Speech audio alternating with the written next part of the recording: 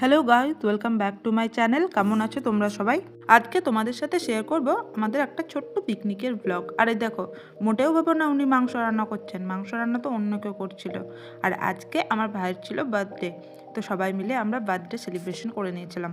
Picnic আর birthday দুটোই একসাথে, তার মানে বুঝতে পারছো, ডবল ডবল মজা। তোমরা ভিডিওটা রিসেন্ট ভিডিও ভেবে ভুল করো না, এই ভিডিওটা করা হয়েছিল জানুয়ারিতে, কিন্তু এডিট করা হয়নি বলে দিতে দেরি হয়ে যাচ্ছিল। এই যে হচ্ছে আমার ভাই, মানে এর দৌলতেই পিকনিকের সমস্ত কিছু এনার দায়িত্বে সম্ভব হয়েছে, এবং সমস্ত রান্না বান্না সব ইনি করেছেন। ওইদিকে তো ভাই রান্না বান্না করছিল, আর আমরা এদিকে চলে এসেছিলাম পার্কে। এই দেখো সবাই কি সুন্দর মজা করছে, তাই না? মানে ওই পুরো দিনটা আমাদের এত সুন্দর কেটেছে যে কি বলবো। আর তোমাদের পরিবেশটা কি বলবো, মানে সামনে ওই ব্রিজটা, পাশে নদী, আর এখানে ছোট্ট মতন একটা পার্ক। সবাই মিলে ভীষণ মজা করেছি।